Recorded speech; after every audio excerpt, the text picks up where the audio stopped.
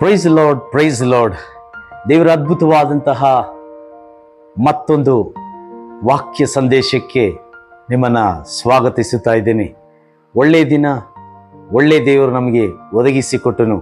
ಆತನ ಮಹಾ ಕೃಪೆಗಾಗಿ ದೇವರಿಗೆ ಸ್ತೋತ್ರ ಸಲ್ಲಿಸುತ್ತಾ ಇವತ್ತಿನ ವಾಕ್ಯ ಧ್ಯಾನಕ್ಕಾಗಿ ಓದಿಕೊಳ್ಳೋದಕ್ಕೆ ಇಷ್ಟಪಡ್ತಾ ಇದ್ದೀನಿ. ವಿಮೋಚನೆ ಕಾಂಡ 12ನೇ ಅಧ್ಯಾಯ ಅದರ 29ನೇ ವಾಕ್ಯ.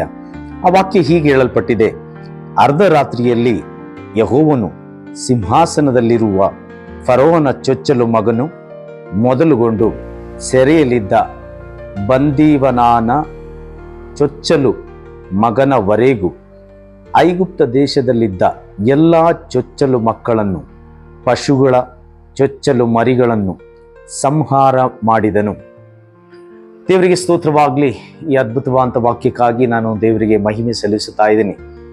ಪ್ರಿಯ ದೇವರ ಮಕ್ಕಳೇ, ನಮ್ಮ ದೇವರು ಶತ್ರು ತನ್ನ ಮಕ್ಕಳಿಗೆ ವಿರುದ್ಧವಾಗಿ ಏನೆಲ್ಲ ಮಾಡಿದನೋ ಅದು ದೇವರು ತನ್ನ ಜ್ಞಾಪಕದಲ್ಲಿ ಇಟ್ಟುಕೊಳ್ಳುತ್ತಾನೆ.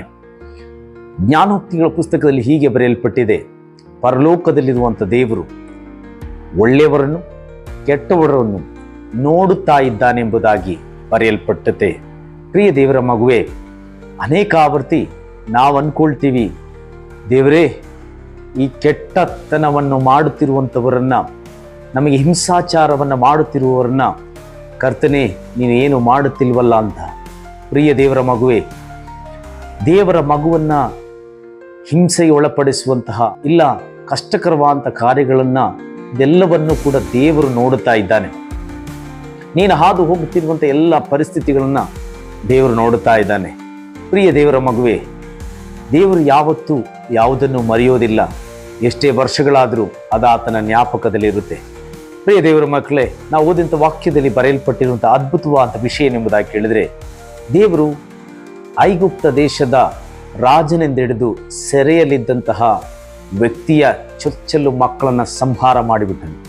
ಯಾಕೆ ಎಂಬುದಾಗಿ ಕೇಳಿದರೆ, ಇದೇ ಐಗುಪ್ತ ದೇಶದಲ್ಲಿ ಫರೋಹನು ಮೋಶೆಯು ಹುಟ್ಟಿದಂತಹ ಆ ಕಾಲದಲ್ಲಿ ಇಂತಹ ಒಂದು ಆಜ್ಞೆಯನ್ನು ಹೊರಡಿಸಿದನು. ಇಸ್ರಾಯೇಲ್ ಜನರು ಹೆಚ್ಚಾಗುತ್ತಾ ಇರೋದರಿಂದ ಇವರಿಂದ ನಮಗೆ ಆಪತ್ತು ಬರುವಂಥ ಸಾಧ್ಯತೆಗಳಿದೆ.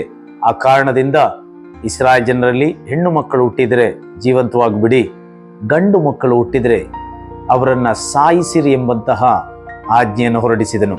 ಅಂತಹ ಕಾಲ, ಆ ಕಾಲದಲ್ಲಿ ಎಷ್ಟೋ ಜನ ಮಕ್ಕಳು ಸತ್ತು ಹೋದರು, ಎಷ್ಟೋ ಜನ ಪ್ರಾಣವನ್ನು ಕಳೆದುಕೊಂಡಂತಹ ಕಾಲ. ಆ ಕಾಲವೆಲ್ಲ ಮುಗಿದು ಸುಮಾರು 80 ವರ್ಷಗಳಾದ ಮೇಲೆ ಇದೇ ಮೋಶೆಯ ಮೂಲಕವಾಗಿ ಇಸ್ರಾಯೇಲ್ ಜನರನ್ನ ಆ ಐಗುಪ್ತ ದೇಶದಿಂದ ಹೊರತರುವಂತಹ ಕಾಲ ಸಮೀಪವಾಯಿತು. ದೇವರು 9 ಬಾಧೆಗಳನ್ನು ಕಳುಹಿಸಿ ಐಗುಪ್ತ ದೇಶದವರಿಗೆ ಪಾಠವನ್ನು ಕಳುಹಿಸಿದನು. ಅದು ಮಾತ್ರವಲ್ಲದೆ 80 ವರ್ಷಗಳ ಹಿಂದೆ ದೇವರ ಜನರೊಂದಿಗೆ ಮಾಡಿದಂತಹ ಹಿಂಸೆಗೆ ಪ್ರತಿಯಾಗಿ ಐಗುಪ್ತ ದೇಶದಲ್ಲಿದ್ದಂಥ ಎಲ್ಲ ರಾಜನಿಂದ ಹಿಡಿದು ಸೆರೆಯಲ್ಲಿದ್ದಂತಹವರವರೆಗೂ ಇದ್ದಂಥ ಚೊಚ್ಚಲು ಗಂಡು ಮಗುವನ್ನ, ವಾಕ್ಯ ಹಾಗೆ ಹೇಳಲ್ಪಟ್ಟಿದೆ, ಅರಮನೆಯಿಂದ ಸೆರೆಮನೆಯವರೆಗೂ ಇದ್ದಂಥವರ ಚೊಚ್ಚಲು ಮಗನವರೆಗೂ, ಚೊಚ್ಚಲು ಮಗನವರೆಗೂ ಅಂದ್ರೆ ಎಲ್ಲ ಗಂಡು ಮಕ್ಕಳನ್ನ ವರೆಗೂ ಸಾಯಿಸೋದನ್ನ ನಾವು ನೋಡುತ್ತಾ ಇದ್ದೀವಿ. ಪ್ರಿಯ ದೇವರ ಮಕ್ಕಳೇ, ದೇವರ ಜನರಿಗೆ ಆಗಿದ್ದನ್ನ ದೇವರು ಯಾವತ್ತೂ ಮರೆಯೋದಿಲ್ಲ. ಇವತ್ತು ನೀನೊಂದು ಹಿಂಸೆಯಲ್ಲಿ ಹಾದು ಹೋಗ್ತಾ ಇದೆಯಾ, ಇವತ್ತು ನೀನೊಂದು ಕಷ್ಟದಲ್ಲಿ ಹಾದು ಹೋಗ್ತಾ ಇದೆಯಾ, ಭಾರ ಪಡಬೇಡ, ಜಿಗುಪ್ಸೆಗೊಳಪಡಬೇಡ, ನಿರಾಸೆಗೊಳಪಡಬೇಡ, ನಂಬಿಗಸ್ತಿಗೆ ಕಳೆಯಬೇಡ. ನೀನು ಇಷ್ಟೆಲ್ಲ ನಾನು ದೇವರ ಸನ್ಮುಖದಲ್ಲಿ ಪ್ರಾರ್ಥಿಸಿ ನಂಬಿಗಸ್ತಳಾಗಿ ಜೀವಿಸಿ ಏನು ಪ್ರಯೋಜನ? ನನಗೆ ಕಷ್ಟದ ಮೇಲೆ ಕಷ್ಟನೇ, ಸಮಸ್ಯೆ ಮೇಲೆ ಸಮಸ್ಯೆನೇ. ದುಷ್ಟನ್ನು ನೋಡಿದರೆ ಸುಖವಾಗಿಯೇ ಇದ್ದಾನೆ, ದುಷ್ಟನ್ನು ನೋಡಿದರೆ ಹಿಂಸೆ ಮಾಡುವನು, ಸುಳ್ಳು ಹೇಳುವನು, ಅನೇಕ ವಿಧವಾದಂತಹ ಅಕ್ರಮ ಅನ್ಯಾಯ ಮಾಡುವವನಿಗೆ ಇನ್ನೂ ಒಳ್ಳೆಯದೇ ನಡೀತಾ ಇದೆ, ನನಗೆ ಕಷ್ಟವೇ ಎಂಬುದಾಗಿ ನೀನು ಯೋಚಿಸುತ್ತಾ ಇದೆಯಾ? ಭಾರ ಪಡಬೇಡ.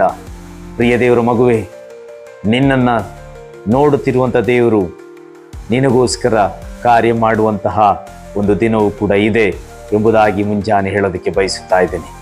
ಪ್ರಿಯ ದೇವರ ಮಕ್ಕಳೇ, ಇಸ್ರಾಯೇಲರನ್ನ ದೇವರು ಮರೆತಿಲ್ಲ ಅಂದರೆ, ಇಸ್ರಾಯೇಲರಿಗೋಸ್ಕರ ಅಂದಿನ ಕಾಲದಲ್ಲಿ ದೇವರು ಅದ್ಭುತ ಮಾಡಿದರೆ ಯೇಸು ಸ್ವಾಮಿಯ ರಕ್ತದಿಂದ ಶುದ್ಧೀಕರಿಸಲ್ಪಟ್ಟವರಾಗಿ ಆರಿಸಲ್ಪಟ್ಟಂತಹ ದೇವರು ನಿಮ್ಮನ್ನು ಕೈ ಬಿಡುತ್ತಾನ? ಆತನು ನಿಮಗೋಸ್ಕರವಾಗಿ ಮಾಡಿದ್ದು ಅಲ್ಪ ಸ್ವಲ್ಪವಾದಂಥ ತ್ಯಾಗವಲ್ಲ. ಆತನು ನಿಮ್ಮನ್ನು ಕೈ ಬಿಡುವಂಥ ದೇವರಲ್ಲ ಪ್ರಿಯ ಮಗುವೆ. ಆತನು ನಿನ್ನ ಸಂಕಷ್ಟವನ್ನು, ಸಮಸ್ಯೆಗಳನ್ನ ನೋಡುತ್ತಾ ಇದ್ದಾನೆ. ದೇವರ ವಾಕ್ಯ ಹೇಳ್ತಾ ಇದೆ, ನಿನ್ನ ಹಿಂಸೆ ಪಡಿಸುವನು ದೇವರ ಕಣ್ಣ ಗುಡ್ಡೆಯನ್ನು ಮುಟ್ಟಿದ ಹಾಗೆ. ಪ್ರಿಯ ದೇವರ ಮಗುವೆ, ನೀನು ತುಂಬ ಅಮೂಲ್ಯವಾದವರು ದೇವರ ದೃಷ್ಟಿಯಲ್ಲಿ. ಮನುಷ್ಯರ ದೃಷ್ಟಿಗೆ ಅಮೂಲ್ಯವಾದವರಲ್ಲವಾದರೂ ಕೂಡ ದೇವರಿಗೆ ತುಂಬ ಬೇಕಾದವರಾಗಿದ್ದೀವಿ ಪ್ರಿಯ ದೇವರ ಮಗುವೆ. ಆದ ಕಾರಣ ನಂಬಿಕೆಯಿಂದ ಬಾಳು, ಧೈರ್ಯವಾಗಿ ಜೀವಿಸು, ನಿರಾಸೆ ಪಡಬೇಡ. ನಿನ್ನ ದೇವರು ಆತನು ಅದ್ಭುತವನ್ನು ನಿನಗೋಸ್ಕರ ಮಾಡುತ್ತಾನೆ. ಈ ದಿನ ನಿನಗೆ ಒಳ್ಳೆಯದಾಗಲಿ ಎಂಬುದಾಗಿ ಹೇಳುತ್ತಾ ನನ್ನ ಮಾತನ್ನು ಮುಕ್ತಾಯಪಡಿಸ್ತೀನಿ. ಆತನು ಸದಾ ನಿನ್ನ ಕರವನ್ನು ಹಿಡಿದು ನಡೆಸುವನಾಗಿದ್ದಾನೆ. God bless you all. ದೇವರು ನಿಮ್ಮನ್ನು ಆಶೀರ್ವದಿಸಲಿ. Praise the lord.